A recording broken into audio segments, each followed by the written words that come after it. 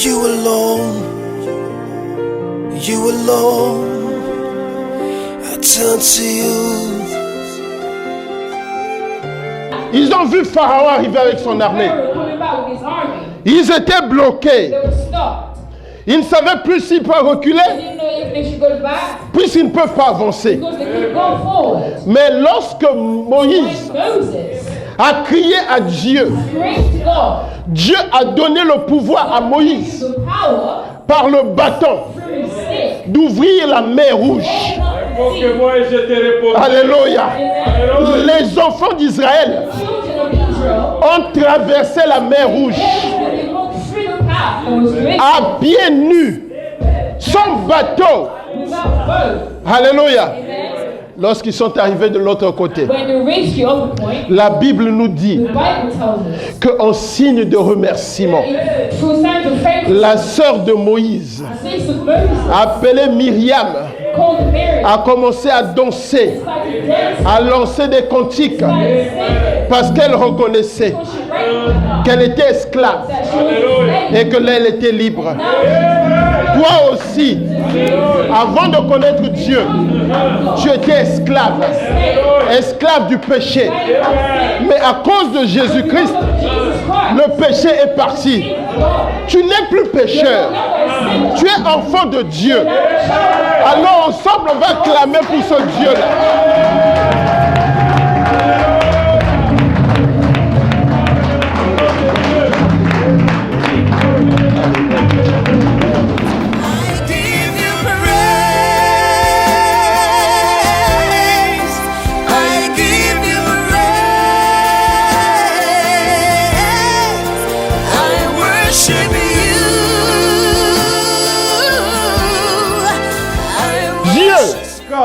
Est celui-là qui change la position du cœur des rois.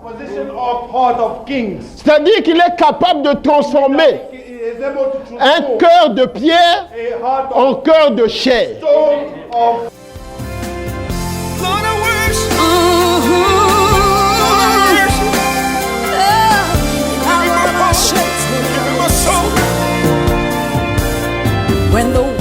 Merci d'être en compagnie de CLC TV une fois de plus. Ce soir, cet après-midi, je reçois le pasteur Fortune Ludovic Malalou dans cet entretien très lié aux événements qui se sont déroulés ici à Bristol. Nous avons connu la mort de notre sœur et puis notre frère. Et avec le pasteur cet après-midi, nous allons essayer un peu de répondre à certaines questions. Et donc, comme je vous l'ai dit dans l'introduction, c'est le pasteur Fortune Ludovic Malalou de CLC. Et avec lui, donc, nous allons en parler un peu plus dans les détails. Pasteur, bonsoir. Bonsoir. Alors, vous êtes pasteur à CLC et ça fait peut-être 4 ans de cela plus. L'année 2017 a été une année très secouée pour l'Église et ses membres. Nous avons connu deux cas de décès à Bristol, pasteur. Et quels souvenirs vous avez, vous gardez de cette sœur, de ce frère, ces deux qui nous ont abandonnés, qui nous ont quittés? Ce sont des souvenirs assez précieux. Je pense pour la sœur, c'est un souvenir de quelqu'un d'assez passionné, de jeune, mais qui a aimé le Seigneur et qui, malgré les problèmes de santé, a toujours tenu à servir. Donc c'est un exemple de force, de passion, de désir de pouvoir servir Dieu malgré les circonstances. Et également, la différence c'est que la sœur, ça fait bientôt près de 10 ans que nous l'avons connue, nous l'avons vue grandir, nous l'avons vue très jeune, nous l'avons vue. Nous avons travaillé, on marchait avec elle ainsi que sa famille depuis un beau bout de temps. Donc, c'est quelque chose d'assez fort. C'était quelque chose d'assez très fort. Mais c'est ça également qui nous a donné la force de pouvoir tenir et de conduire toutes ces choses jusqu'à la fin, en mémoire de ces bons moments que nous avons connus ensemble. Pour le frère, c'est beaucoup plus différent. Ça faisait peut-être 1 an seulement que nous étions ensemble. Et pendant les 1 an, je dirais de façon régulière, le frère a servi, je pense, 3-4 mois avec nous avant de passer à autre chose. Mais je dirais qu'avec lui égal, c'était quelque chose d'assez différent dans le sens que lorsqu'il est arrivé, il était animé d'un désir profond de servir. Il me parlait de seconde chance pour lui, sans savoir exactement ce qu'il avait vécu avant. Et les débuts qu'il a eus à l'église ont été des débuts qui ont apporté quelque chose, surtout pour le groupe d'adoration, avec le talent qu'il avait dans la musique et tout ça, l'expérience. Et malheureusement, ça n'a pas fait long feu. Mais ne fût-ce que pour les temps que nous avons passés un moment, nous pouvons dire que ça a été une perte, un gâchis, le gâchis d'un talent, le gâchis d'une personne qui pouvait impacter son environnement. Et là également, son décès brusque est une autre, je dirais, leçon que nous pouvons tirer de cela. Est-ce que cet après-midi, vous pouvez nous dire que vous êtes satisfait de l'appui, du soutien que vous avez, que l'Église en général, vous en tant que pasteur, leader, est-ce que vous êtes satisfait de l'appui que vous avez, que l'Église a apporté aux deux familles? Oui, totalement, totalement. Je pense que pour ça, vraiment, je rends grâce à Dieu pour l'unité, pour l'obéissance, pour le désir d'aide que l'Église en général, les frères, les sœurs ont apporté, que ce soit du point de vue moral, mais beaucoup plus matériel, financier également. Et donc, pour ça, vraiment, ça a été pour moi une joie de pouvoir voir que l'Église, en tant qu'entité, a pu faire face à ces événements du point de vue financier, mais également du point de vue moral, compassion, support. Donc je bénis Dieu pour cette unité que nous avons connue pendant ces moments assez difficiles.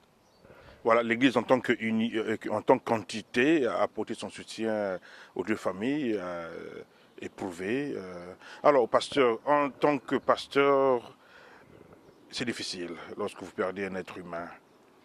Mais qu'est-ce qu'il représente pour un chrétien, la mort? Qu'est-ce que c'est, ce mystère? Je pense que ces deux cas que nous avons vécus doivent nous... La Bible nous dit dans Romains 8, à partir du verset 28, que toute chose qui arrive concourt au bien de ceux qui aiment Dieu et qui sont appelés à ses desseins. En anglais, c'est encore plus fort. For those who have been called for his work. Donc, pour ceux-là qui sont appelés pour servir Dieu, pour travailler pour Dieu, pour marcher avec Dieu, toute situation qui arrive devait être un point qui nous permet de tirer des leçons. Et donc, la situation du décès de notre sœur et de notre frère vient pour nous rappeler que nous devons non seulement glorifier Dieu, parce que c'est lui qui permet toutes choses, comme nous dit la parole, mais également nous devons lui rendre grâce parce que ces deux faits sont différents d'une façon et d'une autre lorsque nous voyons la parole. Et donc nous permet de pouvoir explorer ce que la parole nous dit pour l'une qui a servi pendant tant d'années. Ça vient nous montrer que la mort, comme le dit Thessaloniciens, n'est pas une condamnation, mais c'est un moment de repos pour ceux qui l'ont servi. Nous allons peut-être partager les Écritures là-dessus. Et pour l'autre, avec une mort si brusque, ça vient nous rappeler ce que nous dit également Matthieu 24, où l'enlèvement ou la mort viendront comme un voleur. Vous savez, un voleur, quand il arrive dans votre maison, il n'attend pas que vous soyez prêt, il attend le moment où vous êtes endormi. Donc, ça peut être brusque. Et le frère est parti de manière brusque, sans que nous sachions quel a été l'état dans lequel il est parti, spirituellement parlant, quel état, où était son âme. où irait ton âme et tout ça. Mais bon, même si nous avons la foi ou le désir, le souhait que l'âme ira dans un bon endroit. Donc, la mort, dans les deux cas, nous révèle quelque chose que nous devons être prêts à n'importe quel moment. Yeah. Alors, pasteur, le commun de mortels dira sans doute que c'est peut-être une espèce de fatalité, où on peut dire que c'est une loi inexorable de la nature comme telle. Quel impact une telle disparition inopinée peut avoir sur le subconscient d'un chrétien, si vraiment il n'est pas préparé, s'il n'a pas encore la parole avec lui? Oui, s'il n'a pas la parole avec lui, ça sera quelque chose de désolant, quelque chose qui va faire que... Vous savez, ce genre de situation peut pousser quelqu'un à perdre la foi. Parce que, et je l'ai entendu, certains vont se dire, oui, la personne était à l'église, la personne priait, la personne faisait ceci, et même pour la sœur, nous avons passé pas mal de temps en prière pour cela, pour implorer au Seigneur de pouvoir nous la ramener. Mais nous avons compris, par rapport au message qu'il nous a donné quand nous prions et qu'elle soit partie, que c'était son désir. Son désir était de pouvoir la ramener, la rappeler vers lui, après le travail qu'elle a fait. Et l'Esprit me rappelait, je pense que je l'ai exprimé le jour de son inhumation, qu'elle avait certainement été malade un moment, des années plus tôt, je veux dire. Mais à ce moment-là, le Seigneur ne l'a pas rappelé. Certainement qu'il avait un plan pour elle, un plan de salut. Donc il a attendu qu'elle soit baptisée, il a attendu qu'elle ait accepté Christ comme Seigneur et Sauveur, il a attendu, je dirais, qu'elle ait servi avec toute sa volonté le Seigneur pour la rappeler. Donc, logiquement, nous ne devons que rendre grâce à Dieu parce qu'il a mené dans un endroit beaucoup plus paisible, dans un endroit de repos, comme dit 1 Thessaloniciens 4. Mais, comme vous l'avez dit, ici, il s'agit de voir ça du point de vue charnel, si pour quelqu'un qui n'est pas fortifié, pour l'Église, il faudrait que nous comprenions que c'est pourquoi c'est important que nous parlions de la mort. Vous savez que, surtout en tant qu'Africains en général, lorsqu'on parle de la mort, lorsqu'on parle de testament, lorsqu'on parle de ça, on repousse ce genre d'idées. Mais la parole nous en parle. La parole nous pousse même à révéler cela. Et nous allons lire dans 1 Thessaloniciens que Paul disait déjà que nous, en tant que chrétiens, nous ne devons pas être ignorants. Donc nous ne devons pas tomber dans une fatalité où nous pouvons même perdre notre foi, où nous pouvons même abandonner tout parce qu'on se dit le Seigneur nous a oubliés, le Seigneur nous a abandonnés, le Seigneur ne nous a pas écoutés.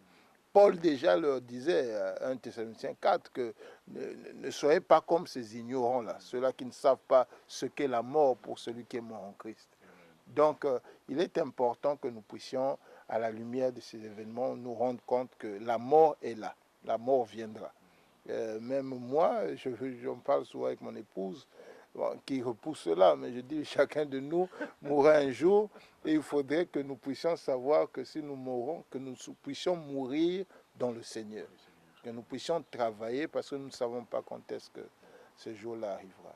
Alors, pasteur, vous le savez très bien, hein, Jésus-Christ crucifié, ressuscité. Alors, est-ce que le chrétien peut avoir une telle espérance, une telle assurance? C'est celle de dire que si Jésus-Christ a été crucifié et il est ressuscité le 3e jour, alors cela signifie que moi aussi, la mort ne me fait pas peur. Je peux vaincre la mort par la croyance, parce que je crois en Christ. Christ n'est plus mort, il est vivant.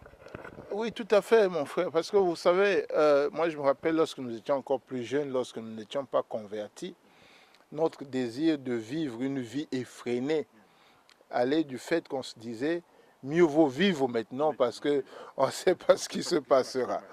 On se disait que la mort c'était, parce que la mort avant c'était comme une condamnation, n'est-ce pas?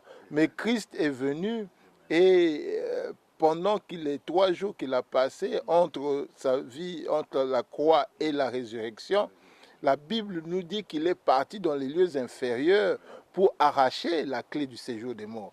C'est-à-dire qu'il a pris la clé aux mains, c'est ce que dit la Bible, aux mains de celui qui avait cette clé-là, qui était le diable, Satan. Donc le Seigneur est revenu avec cette clé pour dire la mort n'est plus une condamnation, la mort n'est plus une fatalité, mais la mort pour ceux qui sont morts en Christ était un repos. Parce que après, la Bible nous dit que lorsque la trompette sonnera, ceux qui sont morts en Christ ressusciteront en premier. Donc aujourd'hui, la mort ne devrait plus être une fatalité. Ce n'est pas la peine de boire, t'enivrer, parce que tu te dis, il faut que je fasse toutes les pagailles possibles, parce que quand je mourrai, je n'aurai plus cette possibilité-là. Non, aujourd'hui, nous devons avoir la foi qu'il y a une vie après la mort, s'il faut appeler ça ainsi. Voilà. Donc pour tous ceux qui croient en Christ, qui ont accepté Christ comme Seigneur et Sauveur, la mort n'existe plus. Et c'est un simple repos. Alors, pasteur, revenons un peu sur les activités de Christian Life Center.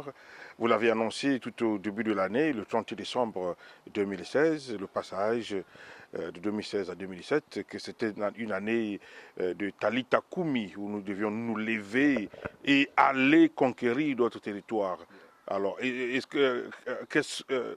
où en sommes-nous exactement avec ce thème que nous avons choisi pour l'année 2017?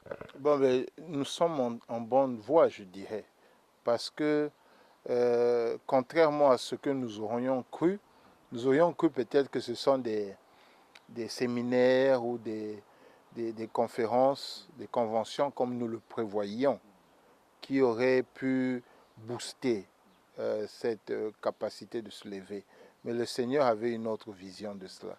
Et les situations que nous avons vécues sont des situations qui sont encore plus fortes qu'une convention. Parce que ces situations sont venues raviver l'unité, raviver le désir de servir et raviver la conscience que si le Seigneur nous l'avait dit au départ, nous ne comprenions pas que c'est parce que nous allions passer par des situations comme celle-ci et que nous devions rester debout, que nous devions nous lever et de marcher inexorablement vers ce que le Seigneur voudrait que nous fassions cette année. Donc la base, c'était finalement ces deux faits-là qui nous ont pris pratiquement 2 à 3 mois. Mais j'ai bonne foi que ça a vraiment permis aux uns aux autres de comprendre un grand nombre de choses. Et à certains, j'en discutais avec une famille encore, je crois, hier ou avant-hier, qui me disait que vraiment, ces deux situations-là ne peuvent pas nous laisser comme nous étions. Donc après ces deux situations, on ne peut pas vivre comme on vivait avant. C'est une leçon que nous voulons tirer, que nous devons nous lever pour servir Dieu, parce que nous ne savons pas ni l'heure ni le jour. Yeah. Alors, pasteur, est-ce que vous avez un message aujourd'hui, un message aux téléspectateurs, à tous ceux ou toutes celles qui nous suivent à travers le monde, un message particulier que vous avez peut-être prévu pour ce peuple qui a soif de vous entendre, de vous écouter, d'être édifié par votre prédication? Vous avez quelque chose que vous avez prévu pour... Oui, moi je voudrais simplement rappeler quelque chose, je vais lire. C'est dans 1 Corinthiens 4, des versets 1 à 5. La Bible nous dit, « Ainsi donc, qu'on nous considère comme des serviteurs de Christ et des administrateurs. » Dans certaines versions, on dit des gestionnaires, des dispensateurs. En anglais, on dit des stewards, des mystères de Dieu. Donc nous sommes des administrateurs, des gestionnaires des mystères de Dieu. Du reste, ce qu'on demande des administrateurs, c'est qu'ils soient trouvés fidèles. Pour ma part, ça c'est Paul qui parle, il m'importe très peu d'être juge par vous ou par un tribunal humain. Bien plus, je ne suis pas non plus juge pour moi-même. Ma conscience, il est vrai, ne me reproche rien, mais ce n'est pas pour autant que je peux être considéré comme juste. Celui qui me juge, c'est le Seigneur. C'est pourquoi ne portez aucun jugement avant le moment fixé, avant le retour du Seigneur, car il mettra en lumière ce qui est caché dans les ténèbres, et il dévoilera les intentions des cœurs. Chacun alors recevra de Dieu la récompense, le salaire qui lui revient. Donc, lors du décès ou du service du frère, le thème que j'avais abordé, que je voudrais encore mettre en lumière aujourd'hui auprès des frères et sœurs qui nous suivent, c'est que nous puissions nous rappeler, comme l'a dit Paul à Corinthe, que nous sommes des gestionnaires, nous sommes des administrateurs des mystères de Dieu. Et c'est une prédication que j'ai, je pense, déjà donnée il y a quelques années, mais que je comptais, que l'Esprit me pousse à remettre. Le thème, c'est « Nous ne sommes que des gestionnaires ». Vous savez, moi, j'avais pensé à 5 choses dont nous ne sommes que gestionnaires. Dans ces choses, je parle de nous-mêmes, nos vies. Nous ne sommes que des gestionnaires. Je parle de nos enfants, dont nous ne sommes que des gestionnaires. Je parle du ministère, dont nous ne sommes que des gestionnaires. Je parle de nos familles. Je parle même de ceux qui nous entourent, dont nous ne sommes que des gestionnaires. Mais aujourd'hui, je vais m'arrêter juste à la vie qui est la nôtre. À la lueur de ce qui s'est passé pour nos frères, notre frère et notre sœur. Nous ne sommes que des gestionnaires et nous devons le savoir. Notre façon de marcher, notre façon de parler, notre façon de servir, notre façon d'être en relation avec les autres doit nous faire comprendre que nous ne sommes que des pèlerins sur cette terre. Nous n'avons qu'un visa qui n'est pas un visa permanent. Nous n'avons pas un indefinite leave to remain. Nous n'avons pas un statut de nationalité de la terre. Non, nous sommes de passage. Nous n'avons qu'un visa limité. Maintenant, ça dépendra à chacun. Il y a certains qui ont un visa de 5 ans, certains un visa de 100 ans, de 80, mais ça dépend de Dieu. Mais ce qui est sûr, c'est que nous partirons et nous laisserons cette terre. Alors, pendant le moment que nous sommes ici, nous devons savoir gérer ce temps-là. Parce que le Seigneur nous a fait gestionnaires. Il nous a fait administrateurs. Qu'est-ce qu'un administrateur? Qu'est-ce qu'un gestionnaire? C'est la question qu'on doit se poser. Un gestionnaire, un administrateur, c'est simplement quelqu'un à qui on a confié une mission, peut-être une société, peut-être une église, peut-être une équipe de foot, je ne sais pas, quelque chose, un bien qu'il administre pendant un moment. Mais qu'est-ce qui se passe quand il administre? Il fait un travail qui devrait rapporter quelque chose pour la société, mais également pour ceux qui travaillent dans la société, mais également pour tous ceux qui sont bénéficiaires. Vous savez qu'aujourd'hui, quand on parle de business de nos jours, il y a un terme qui revient maintenant, c'est sustainability. C'est-à-dire que la capacité d'une entreprise de pouvoir non seulement faire du bien pour elle-même financièrement parlant, mais pas seulement pour son profit, mais également pour le profit de ses travailleurs et le profit de la communauté qui l'environne.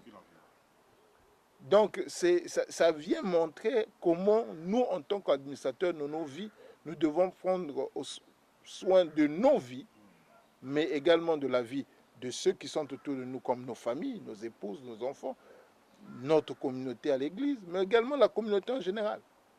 Nous devons laisser un impact. Nous devons impacter nos vies. Rappelez-vous quand dans Genèse 1, 28, je pense 27 à 28, quand Dieu disait « Be fruitful », soyez fructueux, il faudrait que vous puissiez vous multiplier et tout ça. Pour qu'il y ait un fruit, il faudrait s'aimer. Et donc, dans nos vies, nous s'aimons quoi pour avoir ce fruit-là? Et quel est l'héritage que nous allons laisser en partant? Aujourd'hui, si je pars, qu'est-ce qu'on va dire? Quel est l'impact que j'ai eu dans l'environnement qui est le mien? Dans l'église, dans ma famille, qu'est-ce que nous laissons? Est-ce que c'est quelque chose de positif ou de négatif? Parce que comme gestionnaire, comme administrateur, nous allons rendre compte à celui qui nous a donné la gestion de ces mystères de Dieu, là, qui est Dieu lui-même. Donc le message aujourd'hui, c'est que les uns et les autres sachent que nous ne sommes que des gestionnaires.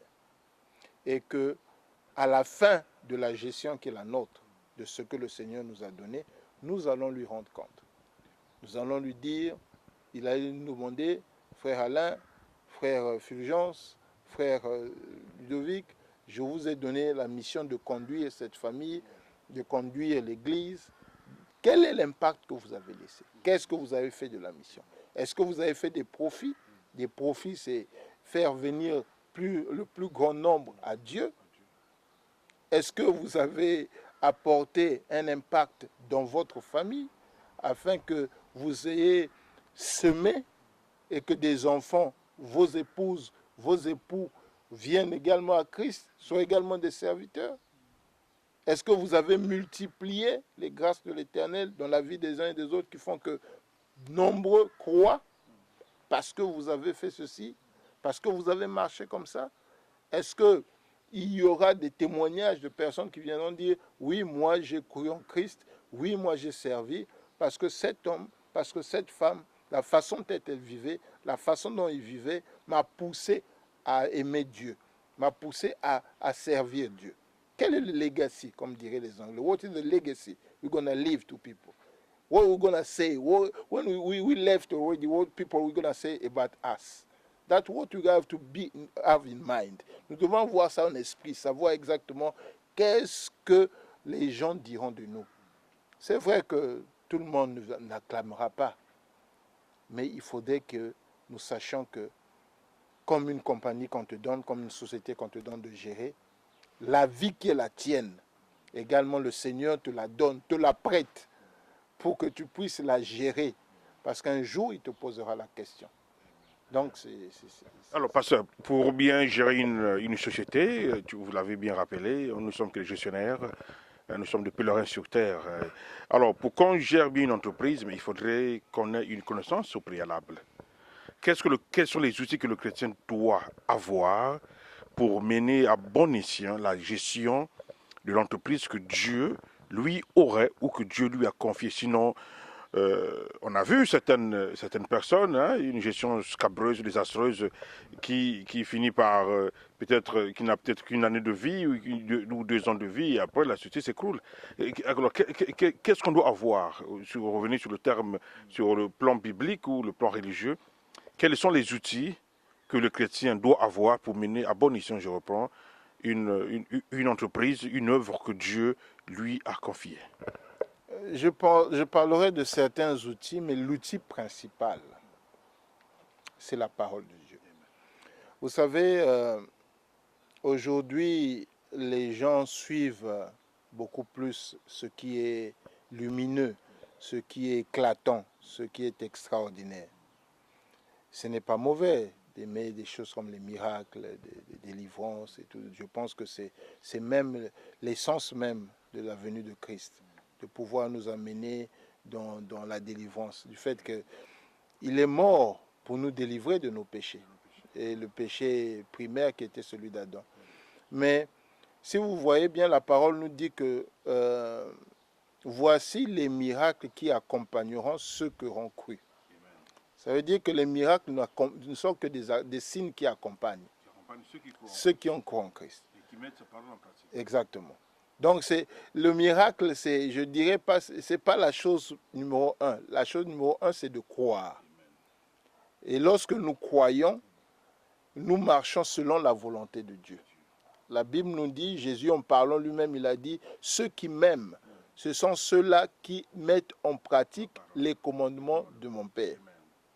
Donc, la première des choses, c'est de pouvoir être en connexion avec la parole.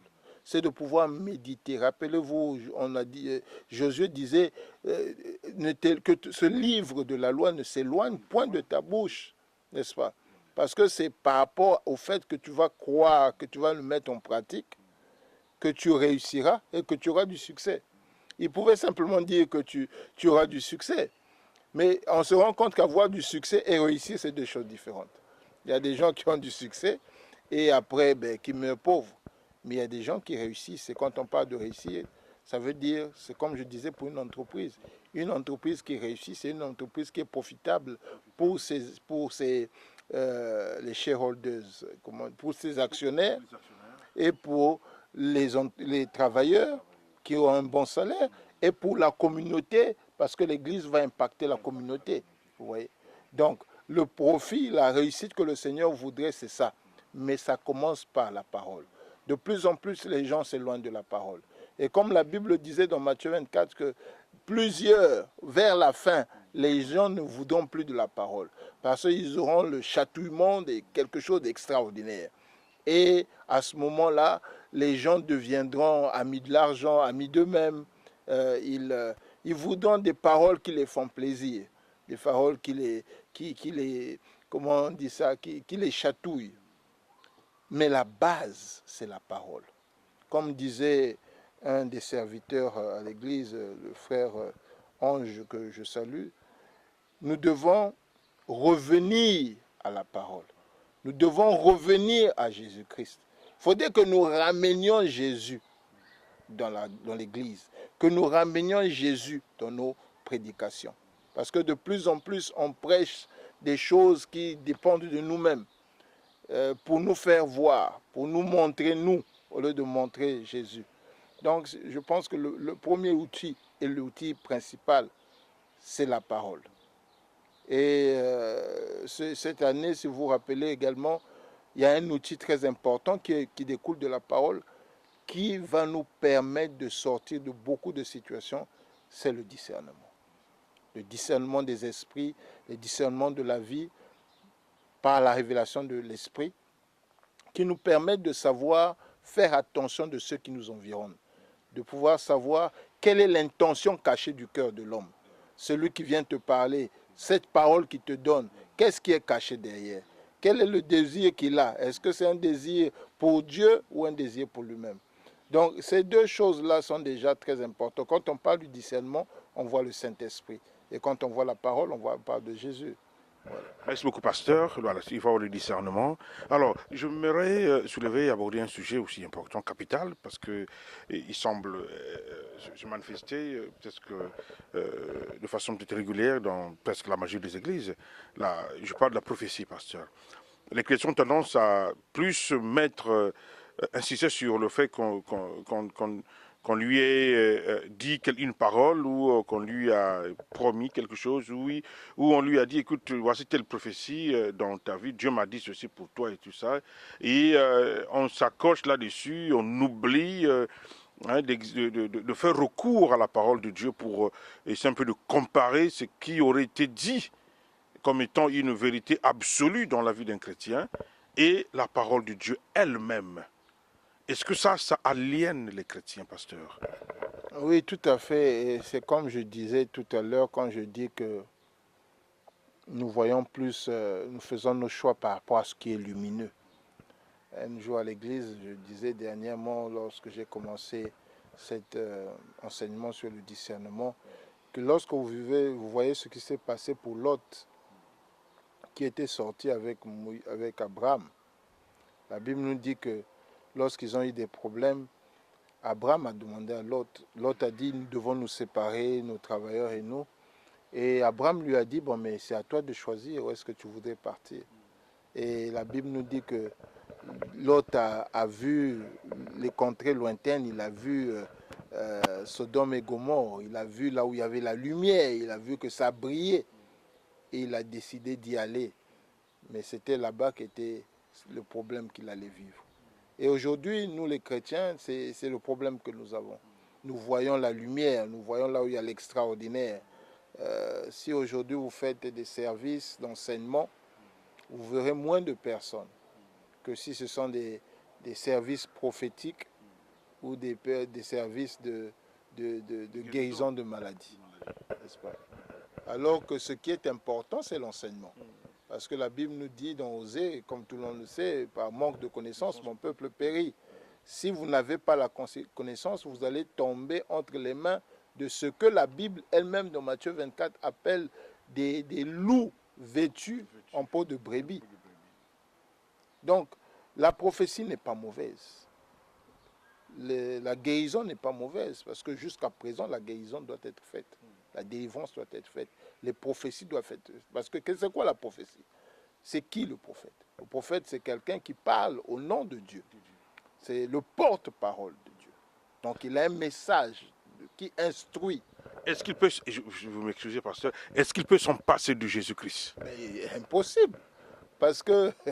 Ou est-ce qu'il peut se substituer? Non, c'est impossible. C'est impossible. Lorsqu'on parle de la Trinité, on parle de Dieu, on parle du Père, on parle du Fils, on parle du Saint-Esprit. Il n'y a pas quelqu'un d'autre. Il n'y a pas un pasteur là, il n'y a pas un prophète, il n'y a pas un docteur, non. C'est les trois.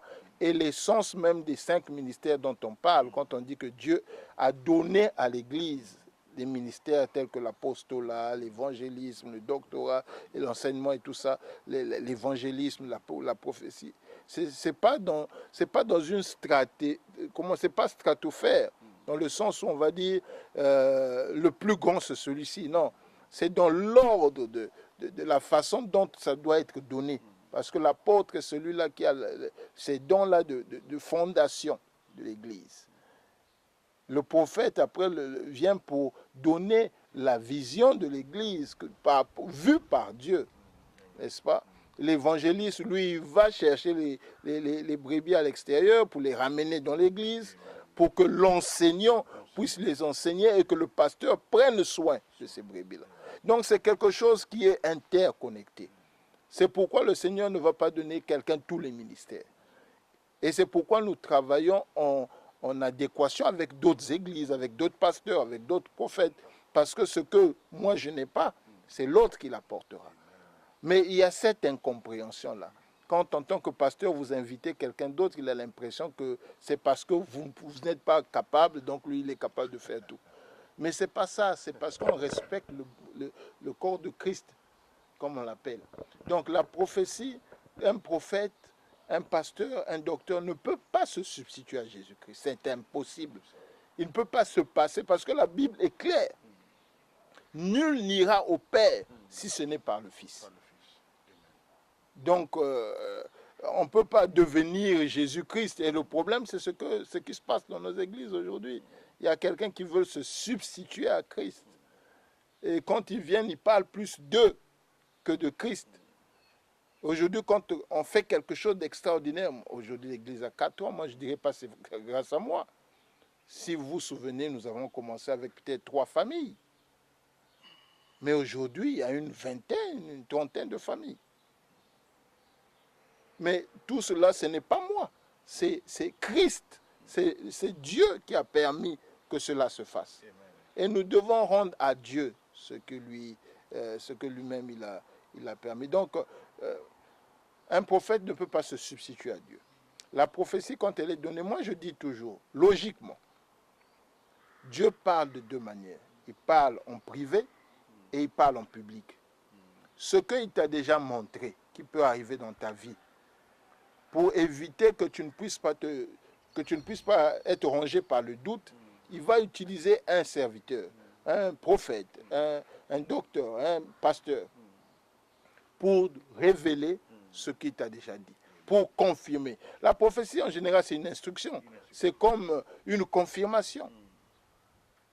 Si toi-même, tu ne sais pas que ta vie devrait être comme ça, et que tu attends que c'est la prophétie qui vient te dire il faudrait que tu fasses ceci, là, c'est un problème. Et une fois que la prophétie arrive, nous devons savoir que maintenant, c'est à nous de la mettre en pratique. Je prends un exemple, mon frère.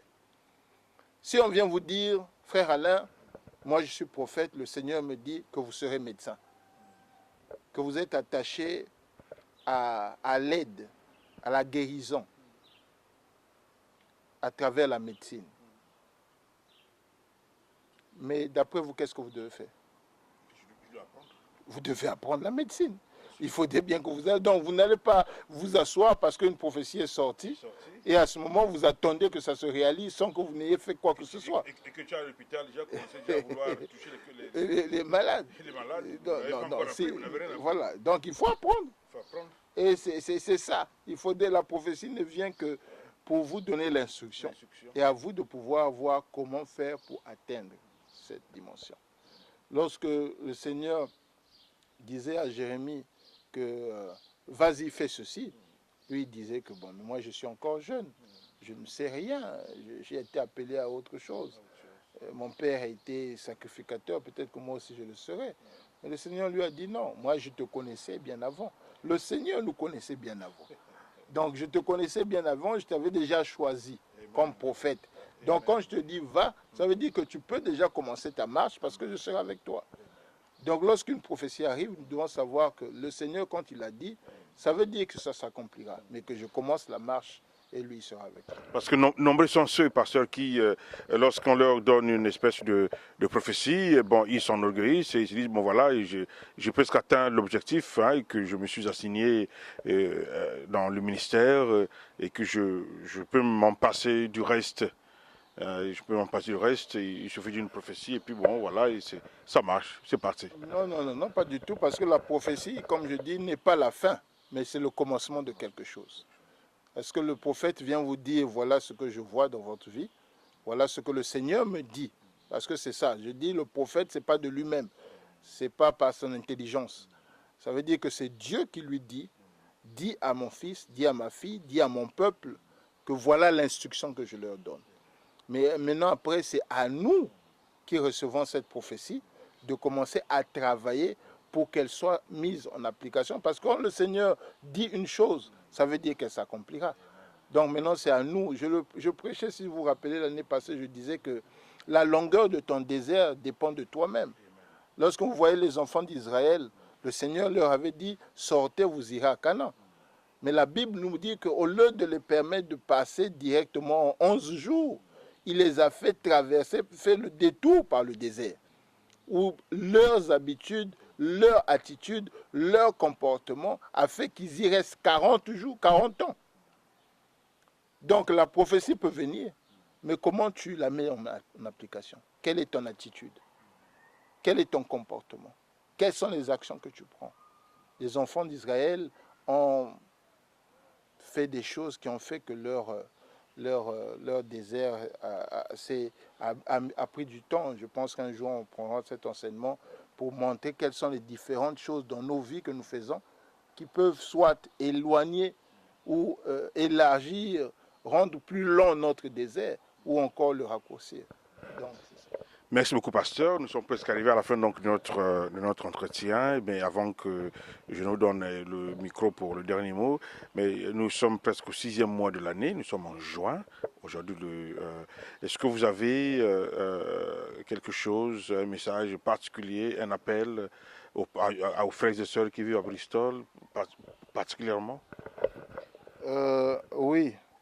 Bon, le message, je dirais, pas seulement à Bristol, mais à travers le monde. Pour ceux qui ont accepté de servir Christ, les challenges sont nombreux. De toutes les façons, lui-même, il l'avait prédit. Il avait dit, vous connaîtrez des tribulations, vous connaîtrez des difficultés, vous connaîtrez des problèmes, mais gardez courage parce que moi, j'ai déjà vaincu. Donc, comme dit la Bible, nous marchons dans la victoire. Nous ne marchons pas pour la victoire. La victoire est déjà là. Maintenant, c'est à nous de pouvoir travailler d'arrache-pied pour confirmer cette victoire dans notre façon de marcher, dans nos attitudes, dans notre façon de servir Christ. Aujourd'hui, nous servons sans passion. Et je le répète, lorsque la Bible nous dit, je pense c'est dans Luc 5, à partir du premier verset, si ma mémoire est bonne, lorsque Jésus est arrivé et a fait un miracle dans la barque de Pierre. Si vous vous rappelez, quand il avait dit à Pierre d'aller, il a causé avec Pierre. Pierre a dit non, nous avons péché toute la nuit, nous n'avons rien eu. Et le Seigneur lui a dit, ok, mais va en eau profonde. Et ils sont partis en eau profonde et ils ont eu beaucoup de poissons. Mais le premier verset, si vous vous rappelez, la Bible nous dit que lorsque Jésus est arrivé dans cet endroit, les gens se bousculaient. Les gens s'empressaient de pouvoir venir vers lui pour écouter la parole de Dieu. Mais aujourd'hui, nous nous empressons moins. Nous sommes en retard quand il s'agit d'aller à l'église. Quand nous sommes dans les services, nous sommes froids, comme si nous sommes venus pour un concert.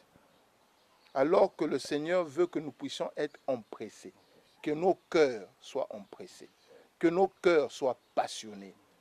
Parce que Dieu, il est vivant. Ça veut dire que chaque jour où nous nous approchons de lui, c'est une journée nouvelle. Amen. Nous ne devons pas marcher comme dans l'habitude. Comme, dimanche dernier, c'était comme ci, donc ça sera comme ça. Non, il faudrait que nous sachions que chaque jour que nous venons dans sa présence, nous serons renouvelés. Renouvelés en esprit, renouvelés en force, renouvelés en sagesse, on désire. Donc, il faudrait que nous puissions comprendre que nous devons être vraiment passionnés dans tout ce que nous faisons pour Christ. Dans le service que nous donnons, nous devons être passionnés. Dans la façon dont nous servons, nous devons être passionnés.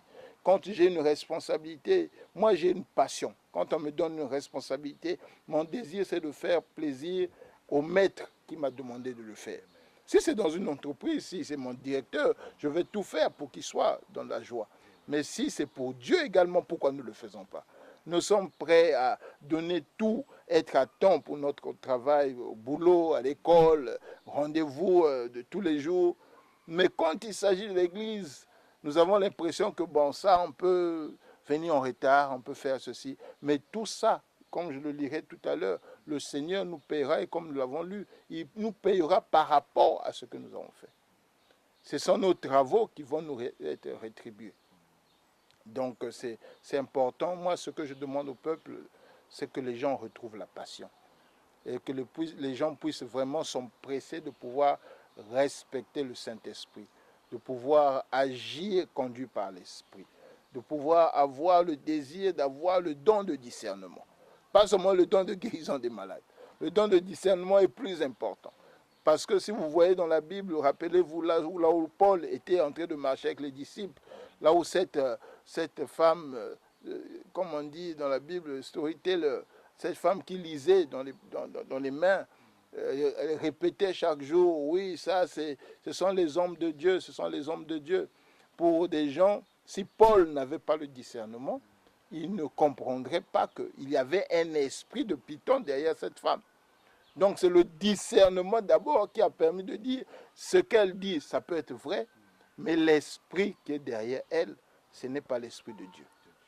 Donc si les gens peuvent avoir le discernement, celui qui vient te dire une histoire de ton frère, de ta sœur, quel est l'esprit qui le conduit à le dire? Est-ce que c'est un esprit d'amour? Est-ce que c'est un esprit de destruction? Pourquoi tel pasteur, tel homme de Dieu vient donner telle prédication? Est-ce qu'à la fin, c'est parce qu'il voudrait qu'on lui donne de l'argent? Ou est-ce que c'est simplement parce qu'il veut emmener les gens à Christ?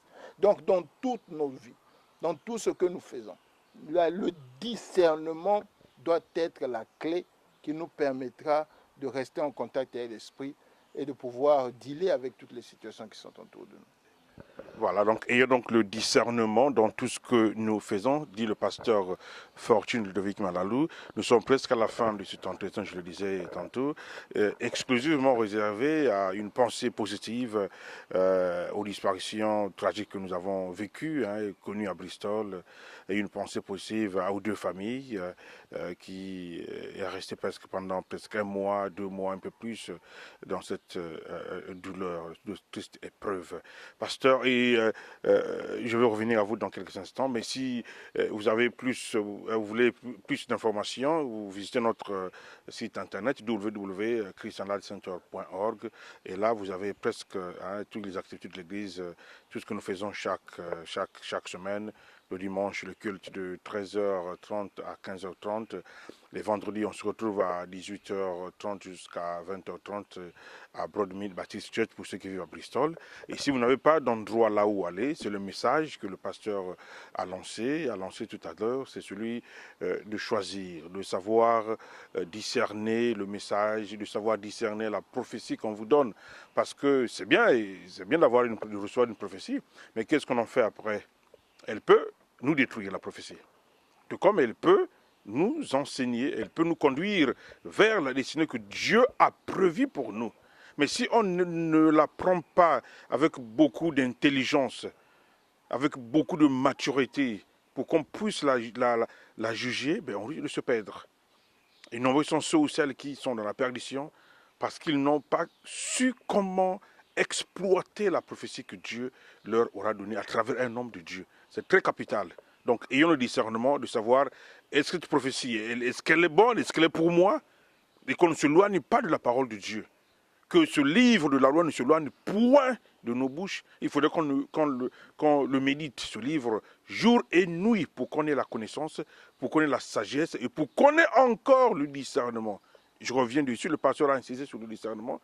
Il est très capital, très important de savoir qui t'enseigne, tu reçois quoi de qui, et comment est-ce que ce que tu reçois impacte ton moi. C'est-à-dire qu'il impacte ta conscience à toi. Parce que tu risques de te perdre. Pasteur, je reviens encore vers vous parce qu'on a encore quelques minutes. Je sais que nous l'avions annoncé au début de l'année qu'on avait célébré notre anniversaire, le 4e, mais jusqu'à présent rien n'a encore fait. Est-ce que vous avez des nouvelles là-dessus? Oui, en fait, c'est comme j'ai dit tout à l'heure, si vous vous rappeliez, dans le plan que nous avions, dans la vision qui était la nôtre pour cette année, nous souhaitions chaque trimestre, à la fin de chaque trimestre, avoir des petites conférences. Et nous sommes encore en contact avec certains hommes de Dieu que nous souhaitions amener les fois d'avant, si vous vous rappelez les 3 années que nous avons déjà eu des anniversaires, nous le faisions à la fin du mois, nous organisons un petit repas. Mais cette fois-ci, nous voulions célébrer cela avec d'autres et à travers la parole. Donc nous voulions comme une conférence à l'issue de laquelle nous allions avoir un repas avec tous les hommes. Mais avec toute cette situation que nous avons vécue, malheureusement, nous n'avons pas pu le faire. Et pour le moment, l'Esprit est en train de me pousser plutôt à ne pas penser le faire cette année, mais de le faire l'année prochaine, dans le sens où que nous ayons peut-être même une semaine de conférence à l'issue de laquelle nous allons fêter le 5e anniversaire. Donc ça peut être ça. Maintenant, comment l'Esprit va nous guider entre-temps et comment nous allons discuter avec les frères et les sœurs, ça sera différent. Mais voilà un peu comment l'Esprit maintenant est en train de nous conduire, parce que nous sommes déjà pratiquement à la fin, comme vous avez dit, du 6e mois. Et donc même si nous le faisions en août, parce que vous savez qu'il y a les vacances, nombreux se déplacent, donc le gros du travail reviendra certainement vers fin août, début septembre. Si vous faites quelque chose en septembre, vous allez faire encore quelque chose en janvier. Donc je pense qu'au lieu pour essayer ce que nous allons faire, et c'est vraiment là où nous sommes en train de travailler avec les différents serviteurs que nous souhaitons avoir avec nous, c'est leur donner également du temps, parce que si nous pouvons le préparer 6 mois à l'avance, ça nous permettra de connaître quels sont ceux qui viendront. Et pour ceux qui sont à l'église, de prendre aussi une semaine de repos ou des jours de repos pour que pendant du mardi jusqu'au dimanche, nous ayons une parole qui viendra pour fortifier ces 5 années-là. Ces 5 années-là. Donc ça c'est un peu, mais pour rebondir avant que nous terminions, avant qu'on reparle du mot de la fin, à ce que vous avez dit, je voulais simplement ajouter sur ce que vous avez dit pour la prophétie. La Bible nous dit que vous devez ne négligez pas les prophéties, mais examinez-les. Et vous ne les examinez pas par rapport à vos pensées, vous les examinez par rapport à la parole. Et la Bible dit toujours que les prophéties doivent être mises à la lumière de la parole. Amen. Une prophétie qui arrive, qui n'a pas de base biblique, n'est pas une prophétie de Dieu. Parce que Dieu, la Bible nous dit, il est là pour donner sa parole. Et il vient se confirmer dans sa parole. Donc il ne peut pas venir dire une chose et son contraire. Donc nous devons chaque fois faire attention à ces choses-là. La prophétie n'est pas hors de la Bible. D'ailleurs, la première prophétie pour nous, c'est la parole de Dieu qui est dans la Bible. Tout est dedans, tout ce qui a été prévu. C'est un testament, vous savez, c'est comme un testament quand quelqu'un meurt. Dans votre famille, votre père, votre oncle qui a laissé un testament, c'est à l'intérieur que vous venez voir exactement qu'est-ce qu'on m'a laissé. Et Jésus, en partant, il a laissé quelque chose pour nous. Et c'est à nous de pouvoir explorer de long en large la parole pour que nous sachions quels sont les gains que nous avons. Qu'est-ce que le Seigneur a laissé pour nous? Pourquoi nous sommes co-héritiers? Qu'est-ce que ça veut dire? Toutes ces situations-là, c'est ça. Donc, il ne faudrait pas qu'on puisse simplement courir lorsqu'on dit un prophète à gauche. D'ailleurs, la parole le dit. Certains viendront dire Jésus ici, Jésus est là, mais ce sera faux. Donc, il faudrait que nous puissions avoir toujours le discernement pour savoir que la prophétie a été donnée. Qu'est-ce que la parole dit par rapport à cette prophétie qui m'a été donnée? Toujours la comparer, l'examiner. Ce n'est pas moi qui le dis, c'est la parole de Dieu. Donc, lorsqu'il y a une prophétie, examinons-la. Est-ce qu'elle vient de Dieu ou elle vient de l'homme? Voilà, merci beaucoup pour vous qui nous avez suivis dans vos demeures et à travers non seulement l'Angleterre, mais à travers le monde. C'est le pasteur Fortune Ludovic Malalou de Christian Light Center ici à Bristol, en Grande-Bretagne. Et pour plus d'informations, visitez, comme je l'ai dit, www.christianlightcenter.org. Si vous voulez devenir partenaire avec CLC, alors vous allez visiter notre site, suivez les instructions, et vous pouvez nous communiquer, nous écrire, nous allons vous répondre. Si vous avez besoin d'une prière de la part du pasteur, vous avez besoin d'un entretien particulier avec le pasteur, veuillez le notifier en visitant notre site internet et puis notre page Facebook. Alors, pasteur, je vais vous laisser le soin de conclure cet entretien. Vous avez la parole, vous avez 5 minutes pour vous adresser au peuple de Dieu en général et à ceux ou celles qui hésitent encore ou qui n'ont pas peut-être d'endroit là où aller glorifier le Seigneur. Et peut-être que vous aurez peut-être le privilège de les inviter à Christian Light Center. Je vous laisse le soin de conclure, pasteur. Merci. Ok, je vais conclure par la parole de Dieu, parce que c'est ça qui est le plus important. Je vais lire 2 écritures. La première écriture, c'est dans Apocalypse 14, au verset 13. La Bible nous dit: « Et j'entendis une voix venant du ciel disant, écris, bienheureux dès à présent les morts qui meurent dans le Seigneur. Oui, dit l'Esprit, afin qu'ils se reposent à leurs travaux, car leurs œuvres les suivent. » Ici, je voudrais donc dire, comme nous disions tout à l'heure, ce que nous avons vécu ne doit pas être une fatalité. Chacun de nous, un jour ou l'autre, partira. Et ça, c'est une vérité, c'est sûr. Maintenant, ce que nous devons simplement savoir, c'est comment partons-nous. Qu'est-ce que nous faisons entre le moment où nous sommes nés, le moment où nous avons accepté Christ comme Seigneur et Sauveur, et le moment où nous mourrons. Parce que là, maintenant, c'est nous qui avons la clé. C'est nous qui devons prendre la décision de servir Dieu. C'est nous qui devons prendre la décision de pouvoir aimer notre prochain, de pouvoir marcher avec les uns et les autres sans hypocrisie et de pouvoir aider ceux qui sont autour de nous. Ici, la Bible nous dit que lorsque Jean a reçu cette révélation, l'Esprit lui disait écrit. Et ce qui est important et capital, il a dit bienheureux ceux-là qui sont morts en Christ. Ça veut dire que ceux-là qui sont morts servant Dieu, ceux-là qui sont morts craignant Dieu, ceux-là qui sont morts en reconnaissant la grâce que Dieu leur fait de vivre. Parce que se réveiller chaque matin, ce n'est pas quelque chose de commun. C'est une grâce, c'est une faveur.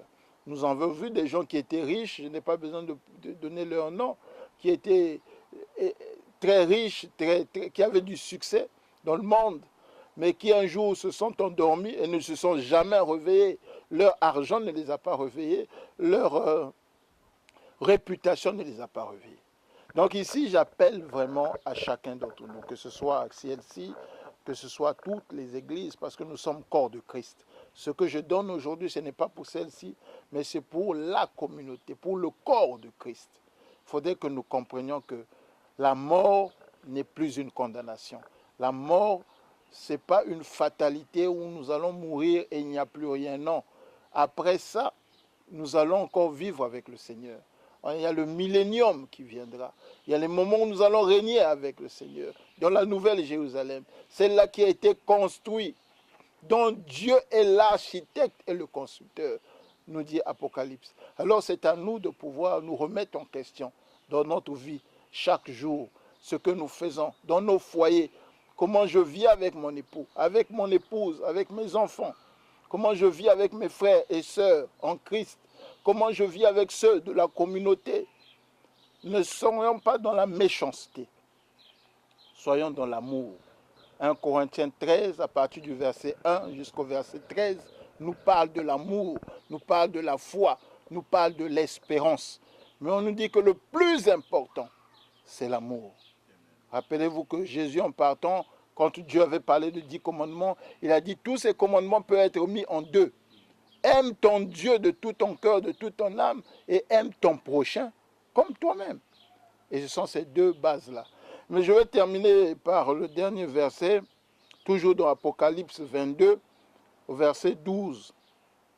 La Bible, non, dans 1 Corinthiens 15, 58, la Bible nous dit, « Ainsi, mes frères, bien-aimés, soyez fermes, soyez inébranlables, abondant toujours dans l'œuvre du Seigneur, sachant que votre travail n'est pas en vain dans le Seigneur. » Donc quand tu sers Dieu, mon frère, ma soeur, ne te dis pas que tu sers ton pasteur, que tu sers ton prophète, que tu sers ton docteur, que tu sers ton évangéliste. Tu ne sers personne d'autre que Dieu, parce que c'est lui qui nous a appelés au service. La Bible nous dit que ce n'est pas nous qui nous sommes appelés, c'est lui qui nous a choisis. Et donc il nous a choisis, c'est à lui que nous rendrons compte. Alors sois ferme dans ta marche avec Dieu, quel que soit ce que les gens te diront, quel que soit ce que les gens apporteront dans ton esprit pour te dérouter peut-être de cette marche.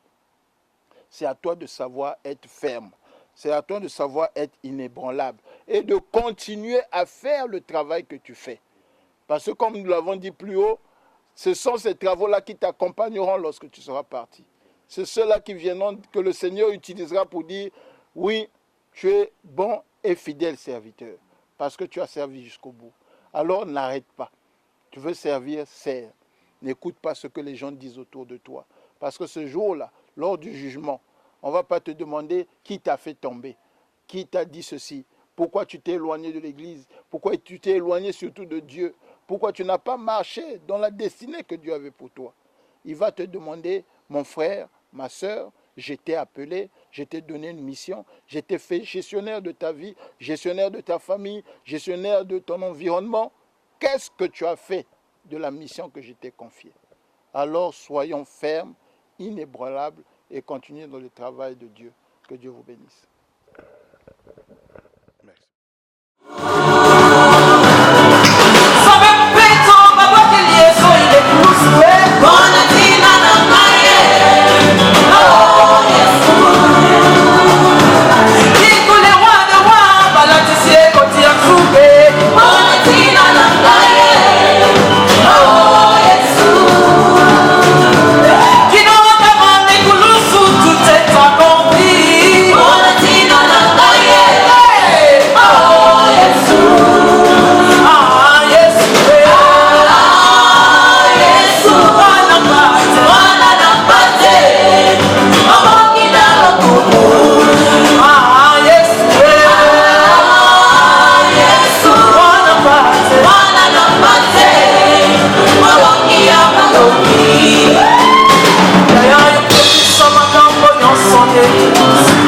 Oh